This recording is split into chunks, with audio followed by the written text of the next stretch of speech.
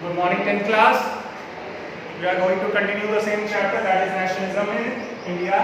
In the previous video we had covered the topics Rowlatt Act, Jallianwala Bagh Massacre, the Khilafat education and cause and Gandhiji's idea of non-cooperation movement.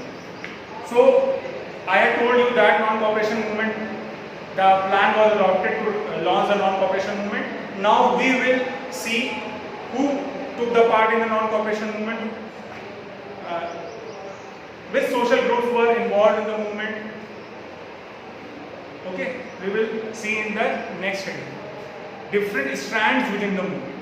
Okay, first of all, the movement in towns. So we will discuss first of all how did the movement gone within the towns. Gandhiji along with the Ali brothers undertook a nationwide tour during. So Gandhiji took a nationwide tour, I had told you, with Shaukat Ali and Muhammad Ali, the Ali brothers, and he toured and he wanted the support of each and every Indian in the non-cooperation movement. So in the first month itself, thousands of students left schools and colleges. So boycott करना था, government offices, government institutions, सब चीज़ों का boycott करना था. तो जब ये मूवमेंट लॉन्च किया गया तो उसके फर्स्ट मंथ में ही इसके बहुत ज़्यादा रैपिड रिजल्ट देखने को मिले.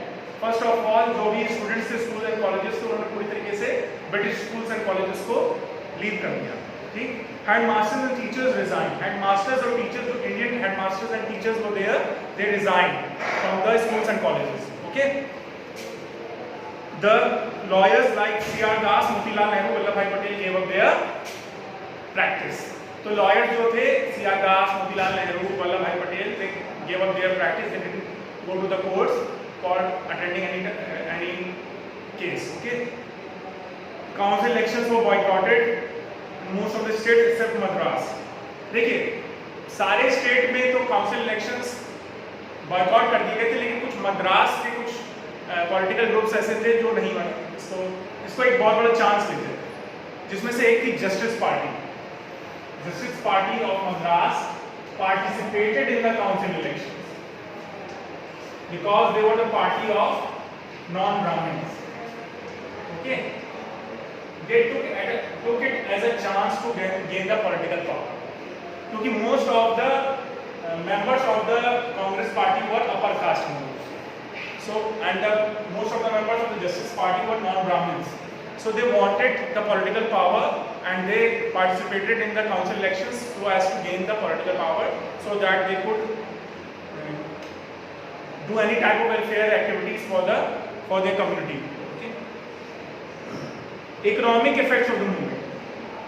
So Gandhiji wanted this movement because he wanted to attack on the economy of the British government. क्योंकि ज़्यादातर जो ब्रिटिश गवर्नमेंट यहाँ पे रूल कर रही थी वो अपनी इकॉनमी के ऊपर रूल कर रही थी. उसने पूरी तरीके से हमारी इकॉनमी पे अपनी मोनोपोली स्टैब्लिश कर रखी थी फ्रॉम पास्ट 100 ईयर्स.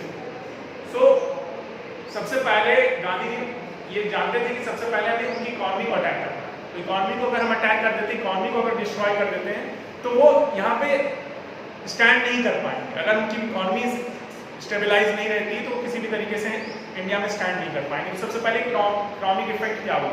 इस मूवमेंट के आर्थिक बहुत ज़्यादा इफेक्ट हुए. आर्थिक इफेक्ट क्या हुआ हम देखते हैं. सबसे पहले क्या किया गया? Picketing of shops and selling foreign cloth was also major form of boycott. आपको मालूम है कि मैनचेस्टर के जो गुड्स मैनचेस्टर में बनते थे, most of the goods of Manchester were sailed over here. Okay, तो ज़्यादातर मैनचेस्टर के गुड्स यहाँ पर बेचे जाते थे. तो उस चीज़ को ही ओवर कंपनसेट करने के लिए गांधी जी ने एक मूवमेंट जो लॉन्च किया था, उसके तहत फॉरेन क्लॉथ्स को बाइकआउट किया. ठीक, फॉरेन क्लॉथ्स को बाइकआउट.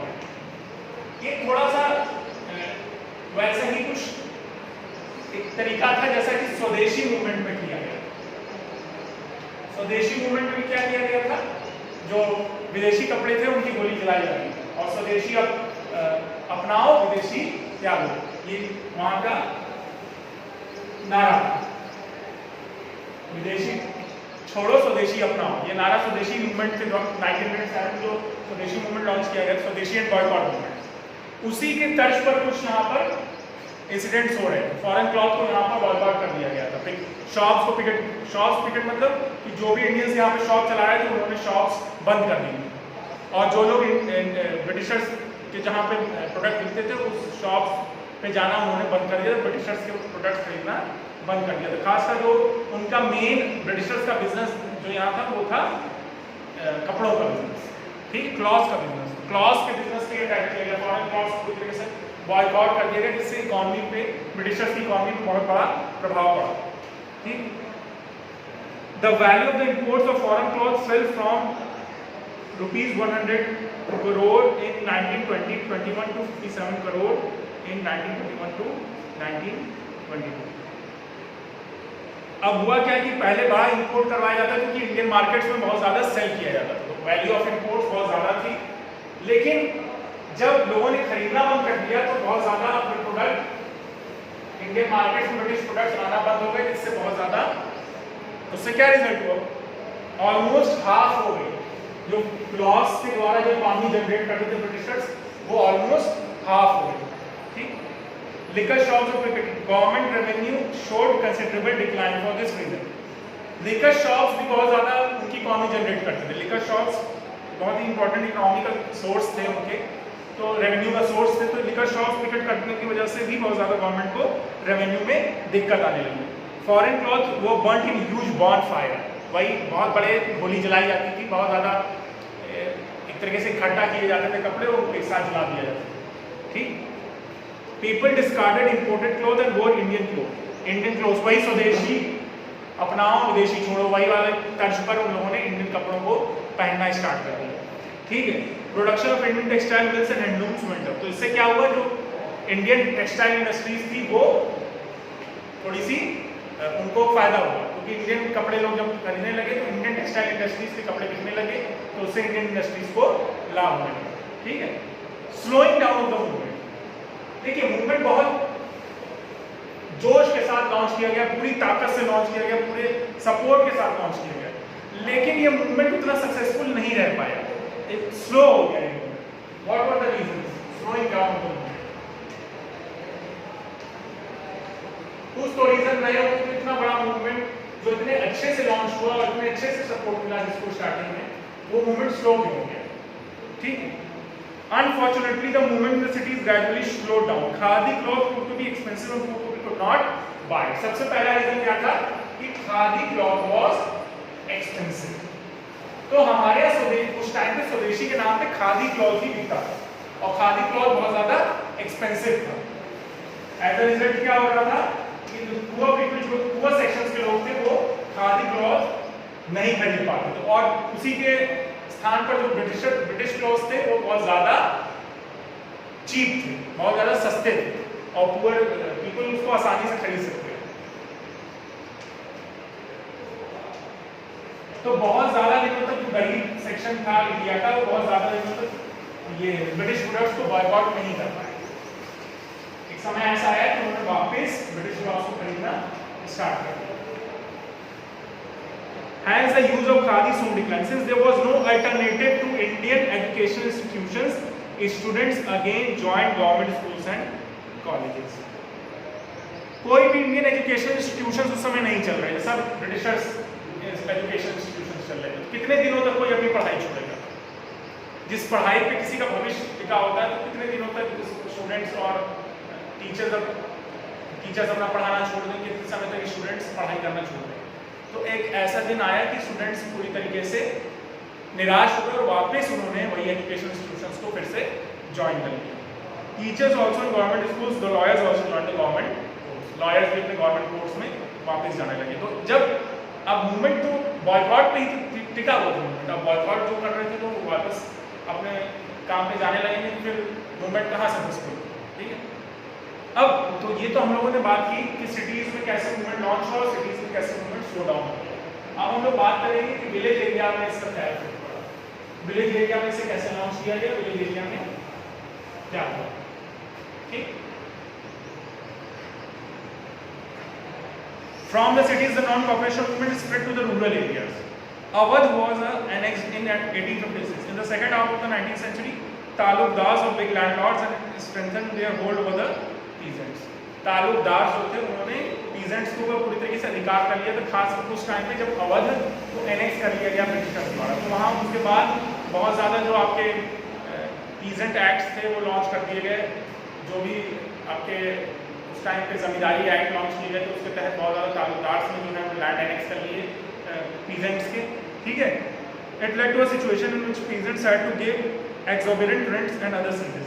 तो अगर उनको लैंड पे एग्रीकल्चर करना था तो उन्हें बहुत ज़्यादा रेंट देना पड़ता था और सीज सेस देना पड़ता। सेस मतलब टैक्स, सॉरी सीज नहीं, टैक्स, सेस देना पड़ता। सेस मतलब टैक्स, एक तरीके का टैक्स लैंड पे लिया जाता था उनसे।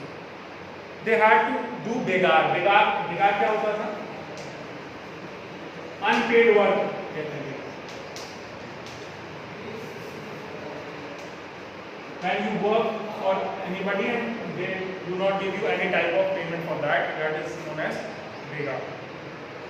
Life was very hard for the majority of the cultivators. Cultivators के लिए life बहुत hard, क्योंकि जाहिर सी बात है कि जब उनके पास पैसे नहीं होंगे और लैंड सेस पे लेके चलेंगे और उसमें प्रोडक्शन इतना ज़्यादा अचीव नहीं होगा और उसमें से बहुत ज़्यादा प्रोडक्शन जो उनका होता था उसका बहुत ज़्यादा हिस्सा उन्हें सेस के रूप में दे देना पड़ता था। तो उनके पास बचता कुछ नहीं था, तो एक तरीके से वो क्या करना है, बेगार कर रहे हैं, उनको कुछ मिल तो रहा नहीं। बेगार को क्यों कहा जा रहा है? क्योंकि जो वो वर्क कर रहे हैं उसका कोई रिजल्ट उनके पास नहीं आ रहा। जो भी प्रोडक्शन हो रही है वो प्रोडक्शन का 90 से 95% हिस्सा तो ब्रिटिशर्स लेके चले जा रहे हैं, ठीक। The high prices of food and other necessities after the First World War made the situation even more difficult. अब फर्स्ट वर्ल्ड वॉर के टाइम फूड ग्रेन्स का बहुत ज़्यादा प्रोडक्शन किया गया था और जैसे ही फर्स्ट वर्ल्ड वॉर समाप्त हुई तो इतना ओवर प्रोडक्शन हो गया कि ग्रेन्स के जो प्राइसेस थे वो एक साथ ही बहुत नीचे गिर गए, जिससे पीजेंट्स को बहुत ज़्यादा नुकसान हुआ, ठीक। The tenants had no security of tenure. They were regularly evicted so that they could not acquire right over the leased land. Tenants जो लैंड किराए पे लेते थे उनको उस पर्टिकुलर लैंड पे अधिकार नहीं दिया जाता, ठीक, उनको सिक्योरिटी नहीं मिलती। अब बात करते हैं peasants demands. The peasant movement demanded reduction of revenue, abolition of beggar and social boycott of opposite landlords. तो अब पीजेंट्स की डिमांड्स क्या हैं? अवध के पीजेंट्स खासकर अवध के पीजेंट सफर कर रहे थे तो उनकी कुछ डिमांड्स भी थी। नॉन कॉपरेशन मूवमेंट अगर वो सपोर्ट करते हैं नॉन कॉपरेशन मूवमेंट को, तो उससे क्या परिणाम चाहते हैं, क्या रिजल्ट चाहते हैं? सबसे पहला वो चाहते हैं reduction of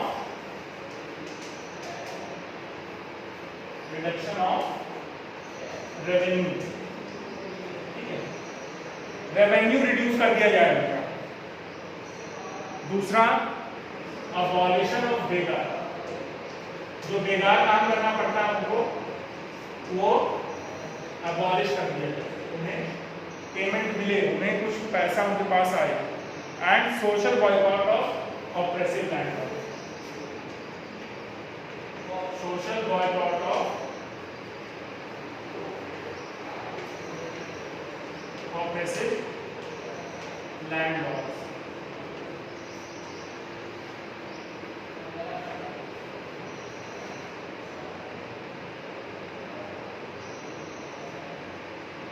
In many places, Nai Dhoti Bandhs were organized in which the lands were deprived of the services of barbers and washermen.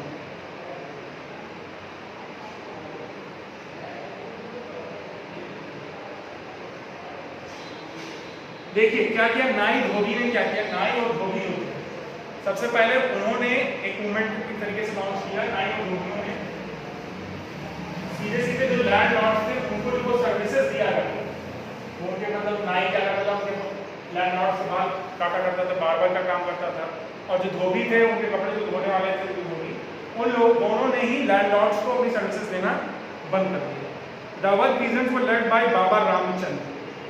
अब अवध पीजेंट को के मूवमेंट को जो लीड कर रहे थे वो थे बाबा रामचंद्र। बाबा रामचंद्र ने मूवमेंट को लीड किया, ठीक। Within a month, over 300 branches had been set up in the villages around the region. The Awadh Kisan Sabha asked the peasants to refuse till with doubly land or arbitrary ejected land. ठीक है, तो peasant से बाबा रामचंद्र ने 300 group उन्होंने बना लिए peasant से, ठीक है। और उन्होंने कहा कि ऐसे जो लैंड है जो बेदखली, जहाँ पे किसी का दखल ना हो, ऐसे लैंड को पूरी तरीके से बायकॉट कर दिया जाए। जहाँ पे दखल नहीं ले सकते हम, तो फिर क्या फायदा उस लैंड का। When the non-cooperation movement began till the following year, the effort of the Congress was to integrate the Awadh peasant struggles in a wider struggle. तो जो अवध के पीजेंट्स मुझसे स्ट्रगल कर रहे थे, उनके स्ट्रगल को नॉन कॉपरेशन मूवमेंट से जोड़ने की कांग्रेस ने कोशिश की। वो चाहते थे कि ये पीजेंट मूवमेंट जो चल रहा है इसको हम ऐड करें, ठीक, उसको भी हम किसी तरीके से नॉन कॉपरेशन मूवमेंट में मिला दें, दोनों मूवमेंट को एक साथ मर्ज कर लें, ठीक है। Peasant movement, however, developed in forms that Congress leadership was unhappy with. As the movement spread in 1921, the pattern of the activity was looting of bazaars. लेकिन क्या हुआ कि non-cooperation movement was fully non-violent, but later on the peasant movement became violent in some of the places because some of the peasants started looting bazaars and houses, granaries. ये थोड़े से कह सकते हो कि निम्न स्तर के काम वो लोग करने लगे, बाजार लूटने लगे, घरों को लूटने लगे, अन्न भंडार को लूटने लगे। इस तरह के काम गांधी जी को पसंद नहीं थे। House of the taluqdar were also looted in many places. Local leaders told the peasants that Gandhi ji had declared that no taxes would be paid, land was to be redistributed among the poor. अब गांधी जी का peasants के लिए क्या भरोसा था कि एक दिन ऐसा आएगा कि हमको कोई भी रेवेन्यू नहीं देना पड़ेगा और लैंड जो है वो पुअर्स को डिस्ट्रीब्यूट किया जाएगा। Name of the Mahatma, you go to section on sections all action. Mahatma Gandhi का नाम ही काफ़ी था उस टाइम पे। अगर महात्मा गांधी ये बात कह रहे हैं तो उस पर एक्शन भी लेंगे और वो करके भी दिखाएंगे, ऐसा लोग मानते हैं। The government had little difficulty in suppressing this act of violence. Crowds fired upon and dispersed, leaders and activities were arrested. देखिए ये थोड़ा सा टफ था गवर्नमेंट के लिए इसको सप्रेस करना। बहुत सारे लीडर्स की अरेस्ट कर लिया गया, बहुत सारी एक्टिविटीज़ को सप्रेस कर दिया। और फरवरी मार्च आते आते 1921 के फरवरी मार्च आते आते ये मूवमेंट ऑलमोस्ट खत्म हो गया। अब हम लोग बात करते हैं ट्राइबल पीजेंट्स। ये तो हम लोगों ने अवध पीजेंट्स की बात, अब हम लोग बात करेंगे ट्राइबल पीजेंट्स।